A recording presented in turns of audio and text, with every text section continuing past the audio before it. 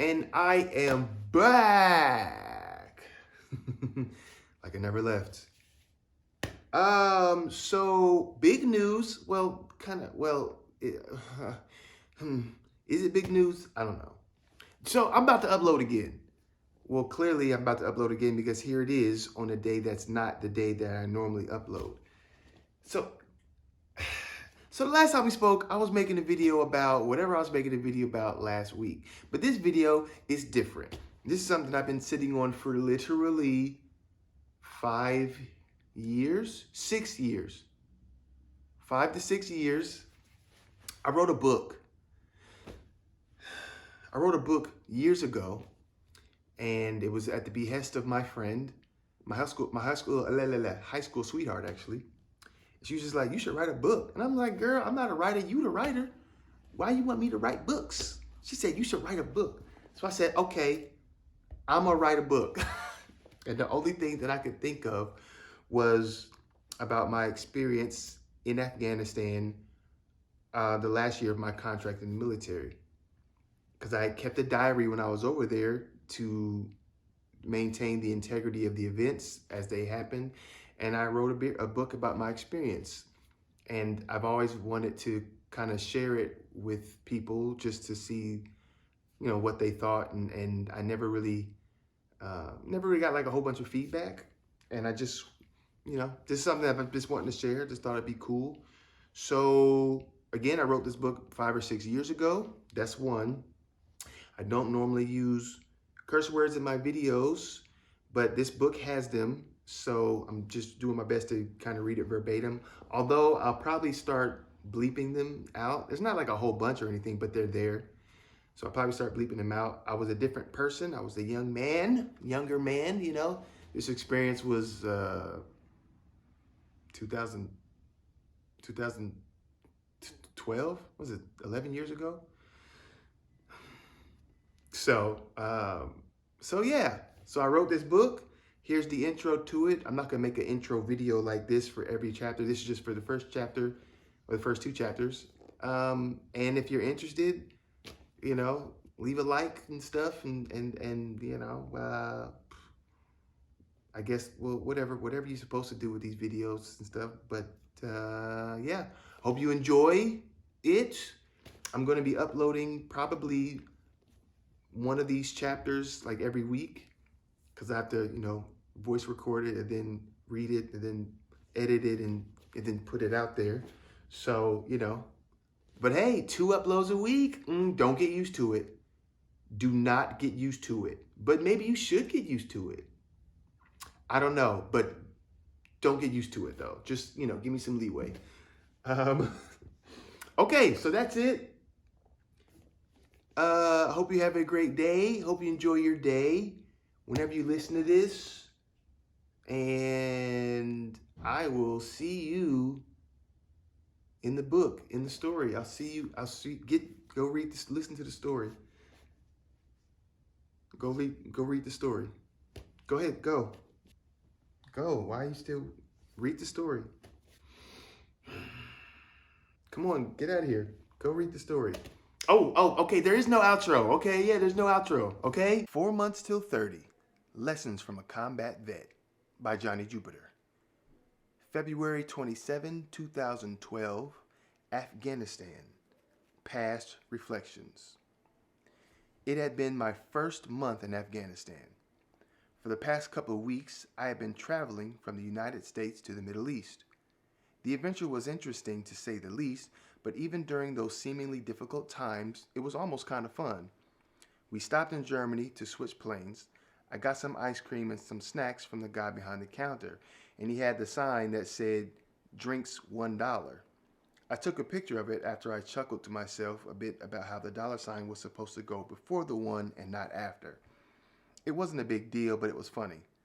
We had stopped in another place. I believe it was on the far edges and really close to Russia or something like that. I can't remember. It was a fleeting thing that was said, and frankly, I didn't care. I was on my last tour in the last year of my contract, and I had learned to not ask questions and to just do what you're told. The perfect robot zombie, essentially, which is exactly what you want in your followers, right? I digress. We stopped, and this place had a lot of good food, internet, and warm beds in this big warehouse garage bunker thing, also called a bay, usually reserved for basic training soldiers or when you need to house a whole company being deployed on a mission or a tour. We were there so we could be properly outfitted at one of our bases. It was kind of nice to be in an environment where it was snowing, but it wasn't bitterly cold. Oh, yeah, I forgot to mention. It was snowing. All this time, I've had this cold weather gear that I have never used because I was based in Georgia, where it's hot most of the time. Even winter is pretty mild, which I love. We go inside another warehouse and it is frighteningly quiet. I'm just trying to figure out why. The NCOs, or non commissioned officers, are basically people in charge, told us to stay extremely quiet so that the civilian guys could properly hear the sound of the ballistic armor plates to make sure they weren't defective. So here's the thing. A lot of times these soldiers in these situations are young people, young men to be more accurate, in this scenario because at the time there were no women in an infantry unit, which I was unfortunately a part of. Ooh, let me stay on track here. These men were testing our armor to make sure it did its job in the chance that if we get engaged in a firefight and a round or bullet hits that armor, that it does its job correctly and doesn't go through. And I bet you can guess what I'm getting at. Guys were still talking. You understand that this is the stuff that's going to help keep you alive, right? You understand that there are no takebacks and that you should be prepared fully in the case of battle, yeah? Something so simple as keeping your mouth shut was nearly impossible. It's vastly interesting, if I'm being perfectly honest. The lack of discipline is astonishing. I mean, they probably really only needed complete silence in a 2 to 3 meter circumference, but it's easier to have everyone just shut up. I don't know. For some reason, it's just one of those memories that stick out like a sore thumb.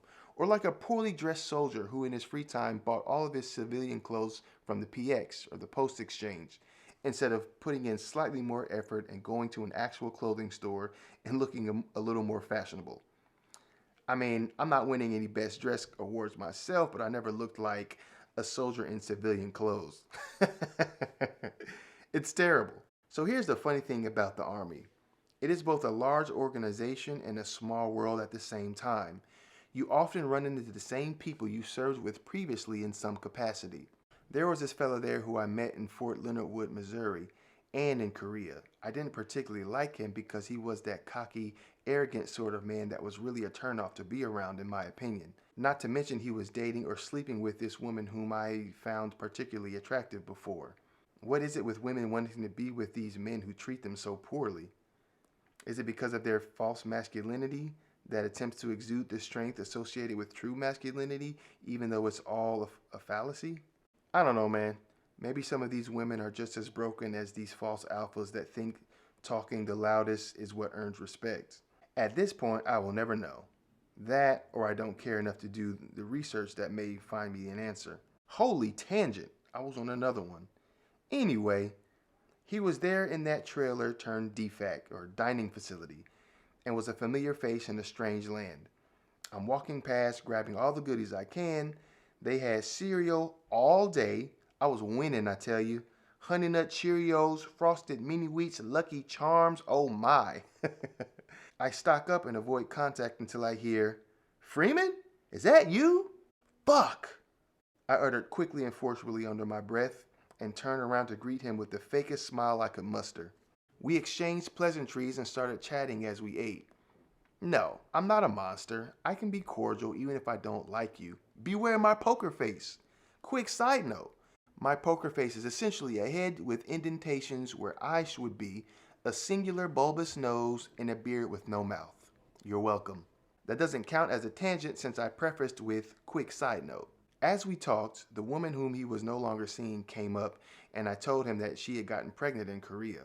He scoffed jokingly at her misfortune. It was a bit uncomfortable for me, and I was finally able to escape.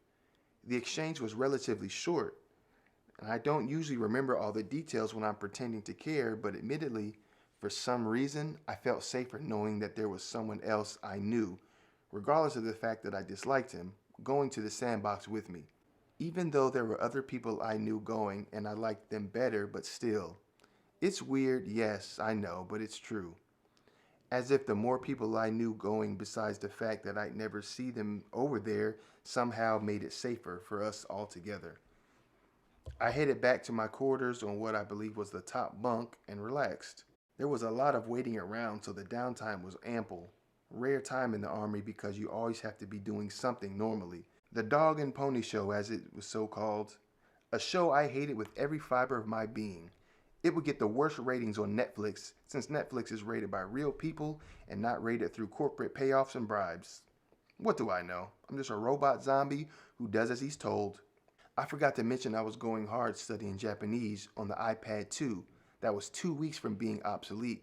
But because it was now or never, I paid full price for a device that was about to be old news. I was pissed. But they don't sell iPads in the bazaars in Afghanistan, so I had no other choice if I wanted to have study materials. The time at this base came and went, and the day of departure was at hand. Soon, I would finally arrive in Afghanistan. One thing that I failed to mention before was my particular job. I was a cook in the military. More important to this telling of my story was that I was a cook in the military with a unit that was not my own, around people whom I did not know or like for the most part. Most because they are all assholes. Seriously. Okay, obviously not all of them, but most of them, and especially before they get to know you. It's part of the brainwashing. Luckily, there were 3 other guys who I worked with daily who traveled with me during this process. Birds of a feather and all that. So I didn't have to make any new acquaintances until later, but we'll get to that in due time. From this base in Germany, we took another flight to the very outskirts of the Green Zone, I think it's called. This flight was packed tight, like sardines, and the seat sat up 90 degrees, and it was so uncomfortable. We were being flown in by the U.S. Air Force. Go Blue! I remember there being just one woman on this plane, and it was basically like seeing an angel because at this point, this is one of the few I have seen for quite some time. Not to mention that most of the really pretty ladies in the military joined the Air Force or the Marines. I don't have enough data to speak on the Navy, so we'll just mark that as inconclusive, yeah? Yeah. So I am 6'2", and at the time, 240 or 250 pounds. I required leg room, and there was none. Not much else to say besides there was no view. There were no flight attendants. There were no tasty snacks or coffee. What kind of airline is this? I wondered, only to remember that I'm flying to war, not to Iceland. The thought of Iceland must have been a coping mechanism. It worked until I had that rude awakening. Now, except for how uncomfortable everything was, the flight went off without a hitch. Until it happened. And right as it started, the words of an older, more experienced battle buddy of mine flowed through me like a hearty bowl of week-old clam chowder that has been sitting in the trunk of my car in the midst of a Georgia heat wave. Combat drop. Now, the combat drop was this technique wherein which the pilot... February 27, 2012, Afghanistan. Past Reflections 2. Now, the combat drop was this technique wherein which the pilot would take the nose of the plane and... Wait, let's back up a moment. Don't you think we're rushing this a little too much? Let's savor these next few bits as they are pretty tasty and fear-inducing. When I first got to my new unit, the 37 Cavalry Scouts, or the more endearingly renamed by the soldiers as 37 Cav, there were a bunch of more experienced soldiers around me. Now, anytime you go into anything new, unless it's a startup, there will likely be a group of people who have been there for a while and know what's what. Since the beginning of my career in the military, I have always appreciated this particular facet of the Army structure. The fear of the unknown went one of 2 ways. Your seniors straight up told you what their experience was, maybe mentioned how the Army has changed since then, so you can expect it to be a little better or worse depending on the activity, and they generally instilled a sense of calm and confidence in you so you're not wetting your pants from the fear of the unknown. Or you drew the short end of the stick and you got the one group that takes pleasure in your misery. These types will do and say anything within the confines of Army regulations to get you as freaked out as humanly possible about something you've yet to experience. This is not, I repeat, this is not the group you want in your corner. Why? Most of the time, new soldiers that are coming in are freshly out of high school, maybe a couple years out, and are naive or simply haven't really developed a strong personality. One that even when subjected to the harsh truths of adulthood or adulthood in the Army, won't be tainted enough to change who they are at some of the deeper levels. It's something that's actually pretty common. The perfect example is the guy I met when I got to my new unit for deployment. He was meek, soft-spoken, and physically frail and looked it. He steadily got picked on by his superiors, and they took the hierarchy of lower enlisted way too seriously. Like this guy couldn't do anything right, and instead of teaching him, they kept on picking on him until he got it right. If you haven't figured it out already, negative reinforcement is far inferior to positive reinforcement. Yee, whoops, I accidentally stepped into my soapbox.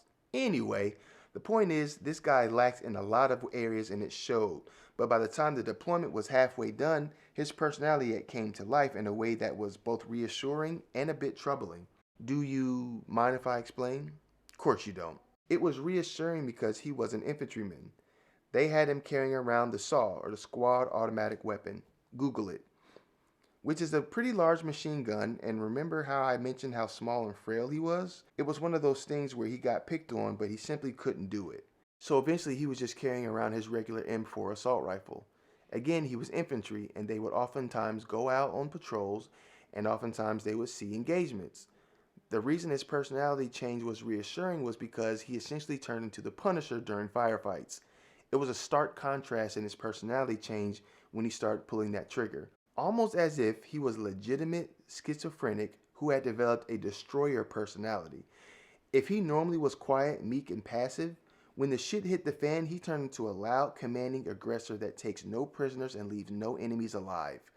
The earth fissures as he runs, the trees shiver what little green they had to the ground, and his comrades? They are left in awe. Mouths wide open, tongues tasting the dirty sand upon which their boots had been stepping right over left during the duration of the patrol. It was one of the most brilliant display of coming in clutch moments one had ever seen during the entirety of this deployment from such a newbie. But this begs the very question as to how and why this took place. This leads me to the second part, the troubling half of his personality change. Was this purely a manifestation of his anger and rage he had been feeling since he joined the unit?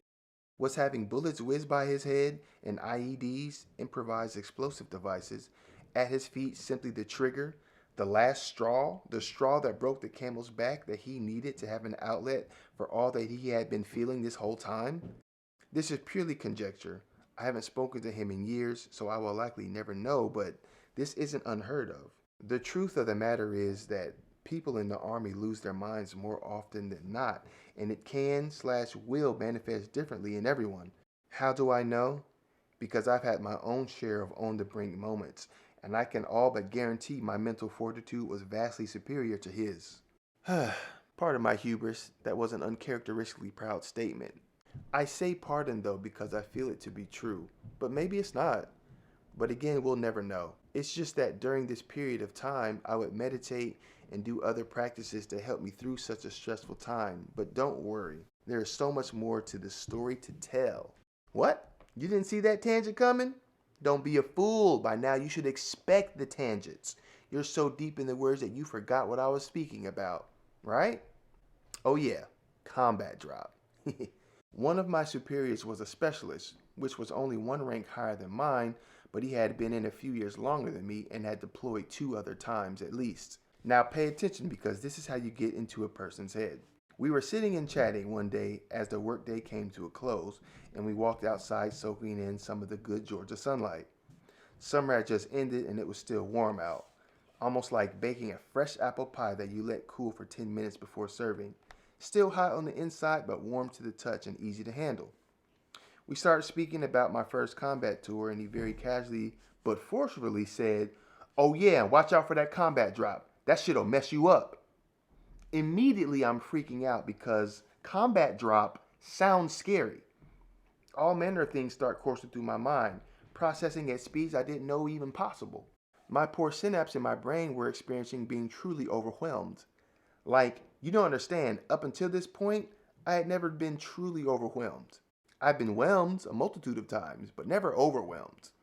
The synapses in my brain were moving so fast they overcame their previous limits. My adrenal glands were producing so much epinephrine, I couldn't sit still. The cortisol had created so much stress in my body that by the time that 5 seconds had passed, I had felt my body age 13 days. 13 freaking days, man. My birthday was no longer March 17th. It had moved up to the 4th. You want to know how I know? Because I was so distraught, I thought to myself, I might not live to see... Wait, how old am I? My birthday is March 4th. My birthday is March 4th, right? No, that doesn't sound right. How old am I? It was truly a wild experience. So glad I can laugh about it now because, spoiler alert, I lived. So while my synapses were desperately trying to think their way out of this horrible, terror-inducing situation, here's what I thought combat drop might be. Imagine I have all my gear on. Body armor, check. Helmet, check. Knee and elbow pads, check. Eye protection, check. M4 fully loaded with 300 extra rounds and the safety disengaged, check. I was ready to serve my country and bring honor to my home to Old Glory. Get ready to jump, I hear boisterously from behind me. My heart sinks and my resolve hardens as I step to the edge of the helicopter, and right as I do, you can hear the faintest sound of explosions and machine guns rattling off as the ensuing battle draws ever nearer. The voice from behind me begins to count down.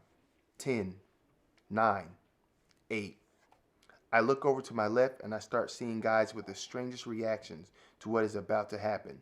One guy was clearly freaked out, wishing he had listened to his mother and became a veterinarian because his love for animals. I look over at another guy. He's completely stoic, zero movement, eyes that had no story to tell.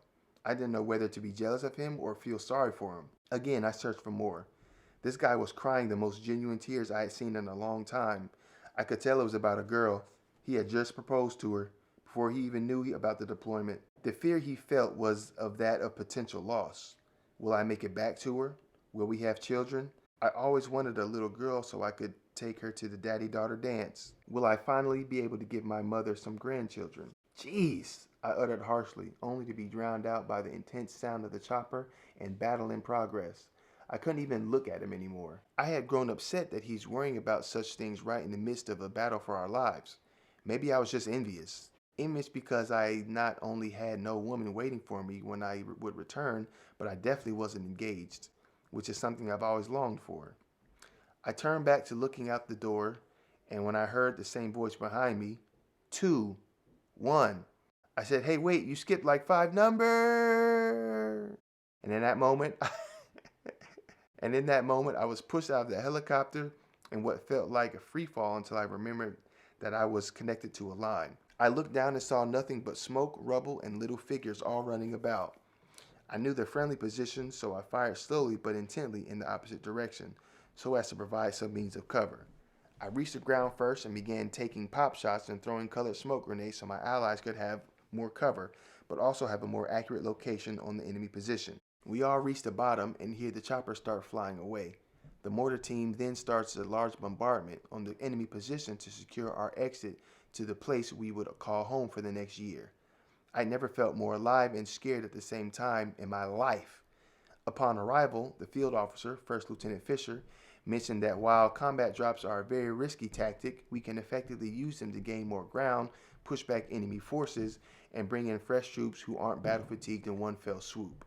He swelled with pride knowing this will get his promotion in much quicker and his men will earn some medals. Huh? You're asking how I could know all that very personal stuff about the soldiers on the chopper before we jumped? Duh! It was all in my imagination anyway. None of that actually happened, Lester. Aren't you paying attention? Is that really important right now anyway? Just read the story and stop interrupting. At that moment, I was brought back to reality, only to see my buddies back to me as I guess I was still in shock and he wanted to go home. I call out to him, wait, what's a combat drop? He turns to me and explains that a combat drop is a technique used by pilots to basically land as quickly as possible. You see, in a war zone, there is always a chance that your enemy is watching and waiting to kill you. A combat drop is taking a plane into a nosedive so the time spent in the air during landing is drastically reduced, to prevent being shot down. And I said, oh, okay. Then I muttered under my breath about how it's nothing like how I thought it would be as I wiped my brow. What's that? He asked.